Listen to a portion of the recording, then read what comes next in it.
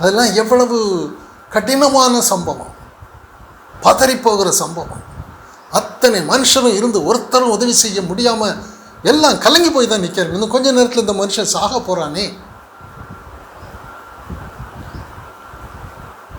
ஆனால் பவுலுக்கு ஆண்டவர் கூட அந்த அக்கினியின் ஊடே கடந்து போ, நான் அல்ல கிறிஸ்துவே எனக்குள் பிழைத்திருக்கிறார், இந்த சரீரம் கிறிஸ்துவின் சரீரம் என்று கடந்து போ. கிறிஸ்துவின் சரீரத்தை ஒரு கேடு கொண்டு வர முடியாது, ஒன்று செய்ய முடியாது, ஒன்றும் பலவீனப்படுத்த முடியாது. கிறிஸ்துவின் சரீரம் அவ்வளோதான், அது நித்திய சரீரம். கடந்து போ.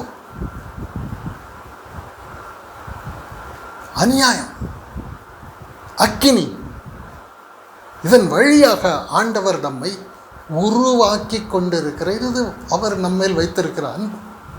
இந்த மனத்தெளிவு வந்ததுனால தான் அவர் சொல்கிறாரு, சகலமும், நான் தேவனில் அன்பு செலுத்துகிறேன், சகலமும் நன்மைக்கு ஏதுவாக நடக்கிறதுங்கிறது கிறிஸ்துவை தரித்து கொள்ளாமல் சொல்ல முடியாது.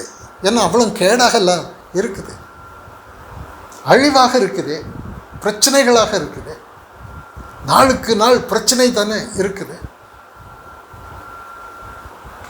நாம் கிறிஸ்துவோடு வைத்திருக்கிற ஐக்கியம் எப்படிப்பட்ட ஐக்கியம் என்றால், நான் இல்லை, சிலுவையில் மரித்து போனேன், இப்பொழுது கிறிஸ்துவே என்னில் பிழைத்திருக்கிறார். இந்த விசுவாசத்தை கொண்டுதான் இந்த அநியாயத்தின் வழியாக ஆண்டவர் என்னை நடத்தும் பொழுது, இந்த உபத்திரவங்களின் வழியாக ஆண்டவர் என்னை நடத்தும் பொழுது, இது என்னை கெடுக்கிற உபத்திரவம் அல்ல, இது என்னை மகிமையில் மறுரூபப்படுத்துகிற ஆசீர்வாதம். இந்த அளவுக்கு மனத்தெளிவு நமக்கு வருகிறதற்கு ஆண்டவர் ரொம்ப பிரயாசப்படுறார். தேவனுடைய இரக்கங்களின் முன்னிட்டு உங்களை வேண்டிக் கொள்ளுகிறது என்னவென்றால், உங்கள் சரீரங்களை பரிசுத்தமும் தேவனுக்கு பிரியமுமான ஜீவ பலியாக பழைய மனுஷனை ஒப்பு கொடுத்துருங்க. பழைய மனுஷன்தான் சிலுவையில் அறையப்பட்டானே, பலியாக மாறினானே, அதை நம்புங்க. இதுவே நீங்கள் செய்யத்தக்க புத்தியுள்ள ஆராதனை. இதுதான் தேவனை, நீங்கள் ஆராதனைன்னா தேவனை பிரியப்படுத்துறீங்க. விசுவாசத்தில் பழைய மனுஷனை ஒப்பு கொடுத்தீங்கன்னா இந்த மார்க்கத்தில் நீங்கள் நடக்க முடியும், மறுரூபம் அடைய முடியும். உலகத்தார் எல்லாரும் வேறொரு காரியத்தை ஆராதனை என்று சொல்வாங்க. பாவம், உங்களுக்கு நமக்கு ஆராதனை என்ன என்றால், நம்முடைய பழைய மனுஷன் மரித்து போனான், சிலுவையில் அறையப்பட்டான் என்பதை இந்த அநியாயத்தின் மத்தியில், இந்த அக்கினியின் மத்தியில், இந்த உபத்திரவத்தின் மத்தியில் ஆண்டவர் கொண்டு போகும் பொழுது அறிக்கை பண்ணுங்க. உங்களுக்கு எந்த அழிவும் கிடையாது. நீங்கள் மறுரூபம் அடைகிறதே ஆராதனை. இதுவே தேவனை பிரியப்படுத்துகிற தேவ சித்தம். இப்பிரபஞ்சத்துக்கு ஒத்த வேஷம் தெரியாமல் தேவனுடைய நன்மையும் கிருபையும் பரிபூரணமான சித்தம் இன்னதென்று பகுத்து அறியத்தக்கதாக ஆண்டவர் உங்களுக்குள் இருந்து கிரியை செய்து உங்கள் மனதை அவர் புதுப்பிக்கும் பொழுது, மறுரூபப்படுத்தும் பொழுது ஒப்பு கொடுக்க, வேற சிந்தை, ஆவியின் சிந்தையை கொடுக்கும் பொழுது இந்த மார்க்கத்தின் வழியாக கடந்து போங்க. அதான் கர்த்தரால் மீட்கப்பட்ட ஜனம் எப்படி இருக்குன்னா, ஆனந்த களிப்புடன் பாடி சீயோனுக்கு வருவாங்க. கர்த்தரால் மீட்கப்பட்ட ஜனம், அங்கே ஒரு பெரும் பாதை உண்டாயிருக்கும், அது பார்க்கலாம். ஏசாயா 35வது அதிகாரம் 8வது வசனத்திலிருந்து, அங்கே பெரும் பாதையான வழியும் இருக்கும், அது பரிசுத்த வழி எனப்படும், தீட்டுள்ளவன் அதிலே நடந்து வருவதில்லை, அந்த வழியில் நடக்கிறவர்கள் பேதையாயிருந்தாலும் திசை கெட்டு போவதில்லை. தீட்டு உள்ளவர்கள் அந்த வழியில் நடக்க முடியாதுன்னு சொல்கிறாரு. தீட்டு என்றால் மனுஷத்துவம். இப்போ கர்த்தரால் மீட்கப்பட்டவங்க தெய்வத்துவத்தை உடையவங்க, கிறிஸ்துவை உடையவங்க. இவர்களுக்கு தீட்டு நீங்கி விட்டது. மனுஷனாக இருக்கிறவன் தீட்டு உள்ளவன் என்றால் அவன் பரிசுத்தவனாக இருப்பான். பாரம்பரிய அவங்க ஸ்தாபன பரிசுத்தவான்களாக இருப்பாங்க, நற்கிரிகளை செய்வாங்க. மனுஷர்கள், மனுஷத்துவம் சிலுவையில் அறையப்படவில்லை, தெய்வத்துவம் உள்ளே வரவில்லை என்றால் அவன் தீட்டு உள்ளவன் தான். அவன் இந்த அக்கினியின் ஊடே போக முடியாது, இந்த அநியாயத்தின் ஊடே போக முடியாது, இந்த உபத்திரவத்தின் ஊடே போக முடியாதுன்னு ஆண்டவர் சொல்கிறார். ஆனால் கிறிஸ்துவின் சுவிசேஷத்தை விசுவாசிக்கிறவன் எவ்வளவு முட்டாளாக இருந்தாலும் பேதையாக இருந்தாலும் இந்த மார்க்கத்தில் அவன் போவான், அவன் திசை கட்டு போகவே மாட்டான். இன்னைக்கு உலகத்தில் கிறிஸ்துவை தரித்து கொண்டு அவரை வல்லமையாக எடுத்து உபயோகிக்கிறவங்க யாரும் வஞ்சிக்கப்படவே மாட்டாங்க. அவங்க எந்த மார்க்கத்திலும் இடரல் அடையவும் மாட்டாங்க. ஆனால் கிறிஸ்துவை தரித்து கொள்ளாமல் கிறிஸ்துவை நம்பி இருக்கிற எவரையும் வஞ்சிக்க முடியும். அழிவு உறுதி. அதுதான் இங்கே சொல்றாரு. கிறிஸ்துவோடு நான் மறித்தேன், மனுஷத்துவம் நீக்கப்பட்டிருக்கு, தெய்வத்துவம் எனக்கு கொடுக்கப்பட்டிருக்கிறது என்று நம்புகிற பேதை திசை கட்டு போகாது, சரியா போகும். பெரும் பாதை உண்டாயிருக்கும், அங்கே தீட்டு உள்ளது, போக முடியாது. மறுபடி உயிர்ப்பிக்கப்பட்டும் கிறிஸ்துவை தரித்து கொள்ளாமல் இருக்கிற புத்தியற்ற கன்னிகைகளும் இந்த மார்க்கத்தில் போக முடியாது, அக்கினிக்குள்ளே போக முடியாதுன்னே சொல்கிறார். அப்போ எவ்வளவு மன தெளிவாக இருக்கணும். இந்த மார்க்கம் நமக்கு எப்படி கொடுக்கப்பட்டிருக்கு, கிருபை எப்படி கொடுக்கப்பட்டிருக்கு பாருங்கள். கிறிஸ்துவை தரித்து கொண்டு அப்படியே இந்த உலகத்திலேருந்து அப்படியே மகிமையின் மார்க்கத்தில் மேலான அழைப்பு, பரலோக அழைப்பு, அதை உறுதிப்படுத்தி கொண்டே போகணும். ஒரே விசுவாசம்தான். அந்த விசுவாசம் இல்லைன்னா புலம்பத்தான் செய்வோம். 9வது வசனம், அங்கே சிங்கம் இருப்பதில்லை, துஷ்ட மிருகம் அங்கே போவதுமில்லை, அங்கே காணப்படவும் மாட்டாது, மீட்கப்பட்டவர்களே அதில் நடப்பார்கள். அந்த மார்க்கத்தில் இந்த அக்கினியின் ஊடே போகிறவங்களை யாரும் மிரட்ட முடியாது. சிங்கம் மிரட்ட முடியாது, விரியன் பாம்பு மிரட்ட முடியாது, பாலசிங்கம் விரட்ட முடியாது, வலு சர்ப்பம் விரட்ட முடியாது. அக்கினியின் ஊடே போங்க, அங்கே எவனாவது வந்து உங்களுக்கு இடர்ல உண்டாக்கட்டும் பார்க்கலாம், முடியாது. தீட்டு உள்ளது அங்கே வர முடியாது. கர்த்தரால் மீட்கப்பட்டவர்கள் திரும்பி ஆனந்த களிப்புடன் பாடி சியோனுக்கு வருவார். நித்திய மகிழ்ச்சி அவர்கள் தலையின் மேல் இருக்கும், சந்தோஷமும் மகிழ்ச்சியும் அடைவார்கள், சஞ்சலமும் தவிப்பும் ஓடிப்போகும். நல்ல ஒரு உத்தரவாதம் உள்ள ஒரு வாழ்க்கையை ஆண்டவர் கொடுக்கிறார்.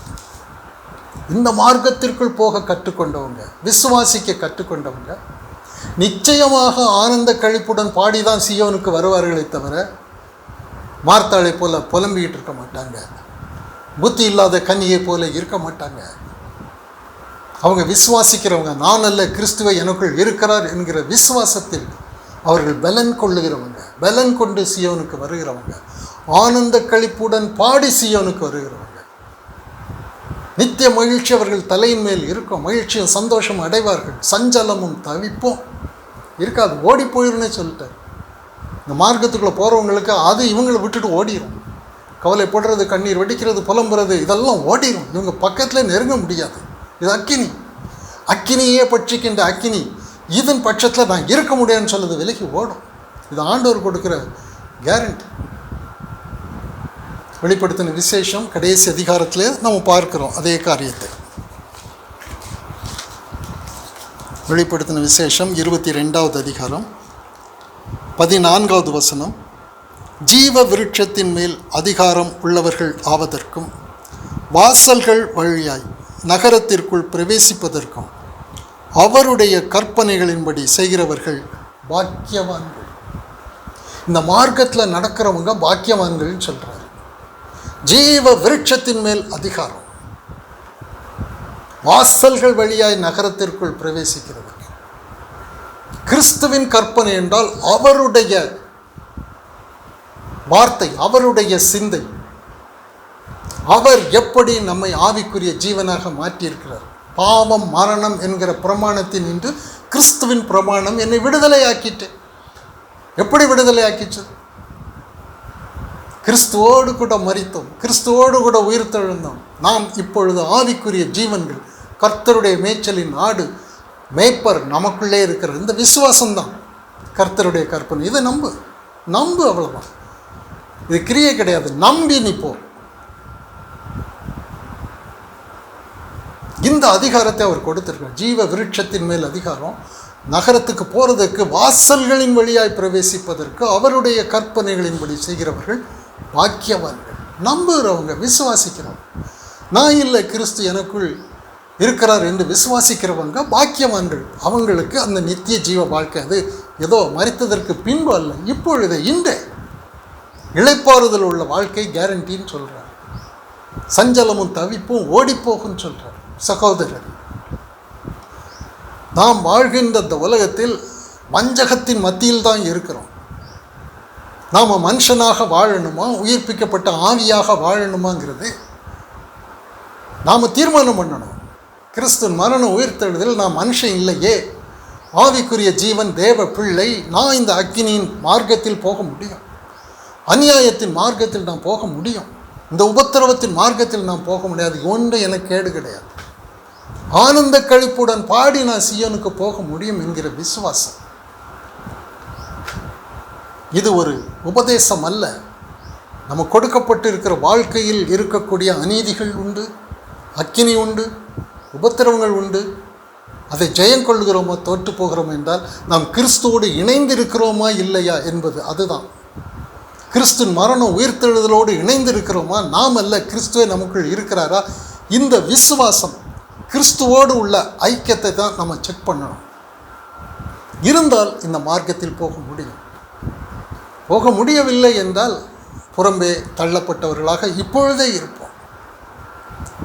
கிறிஸ்தவ மத சடங்காச்சார நற்கிரியைகளை பின்பற்றி நாம் ஜெயங்கொள்ள முடியாது. மனுஷர்களை பின்பற்றியும் நாம் ஜெயங்கொள்ள முடியாது. கிறிஸ்துவை தரித்து கொண்டு இருக்கணும். நம்முடைய விசுவாசம் அதுக்கு குறைவாக இருக்கக்கூடாது. சகோதரர், கர்த்தருடைய பாதத்துக்கு வழி நடத்துகிற போது எவ்வளவு சீக்கிரம் நாம் கிறிஸ்துவை பற்றி கொள்ளுகிறோம், அந்த அளவு நீங்கள் என்னோடு கூட ஐக்கியமாக இருந்தால் தான் உங்கள் சந்தோஷம் நிறைவாக இருக்குன்னு சொல்கிறார். நானே மெய்யான திராட்சை செடி, நானே, வேறு எந்த மனுஷனும் கிடையாது, எந்த கூட்டமும் கிடையாது, எந்த பாரம்பரியமும் கிடையாது. கிறிஸ்துவே மெய்யான திராட்சை செடி, மீதி எல்லாம் டூப்ளிகேட் தான். ஒரு காலகட்டத்தில் அதை விட்டுட்டு கிறிஸ்துவிடம் வரணும். வந்தால் அவருடைய மரண உயிர்த்தெழுதலில் பங்கு அடைந்தால் அவரோடு கூட உயிரோடு எழுப்பப்பட்டோம் என்று விசுவாசிக்கிறவர்கள். ஆனால் இந்த மார்க்கத்தில் நாம் மறுரூபம் அடைய முடியும், உலகத்தை ஜெயிக்க முடியும், பிரச்சனைகளை ஜெயிக்க முடியும், உலக தாழ்ந்துகளை கொண்டு ஜெயிக்க முடியாது. மனுஷனை நம்பி இருந்தால் அவ்வளோதான், முடிஞ்சது. உலகத்தை நம்பினாலும் முடியாது. தாவீது எப்படி கர்த்தரை பற்றி கொண்டு இருக்கிறார், பவுல் எப்படி கர்த்தரை பற்றி கொண்டு இருக்கிறார், இந்த விசுவாசம் தான். நான் அல்ல, கிறிஸ்துவே எனக்குள் இருக்கிறார். இந்த விசுவாசத்தை கொண்டு ஒவ்வொரு சூழ்நிலையிலும் ஜெயங்கொள். கர்த்தர் வழி நடத்த இருக்கிற எந்த அக்கினியானாலும் சரி, அநீதியானாலும் உபத்திரவமானாலும் கேடு கிடையாது, ஆசீர்வாதம் தான். பங்கடைவோம், தொடர்ந்து ஓடுவோம், இந்த பந்தயச்சாலையில் பெற்றுக்கொள்ளத்தக்கதாக ஓடுவோம். கர்த்தர் நமக்குள் இருந்து உதவி செய்கிறார். பலன் அடைவோம், மறுரூபம் அடைவோம். ஆமேன், ஆமேன்.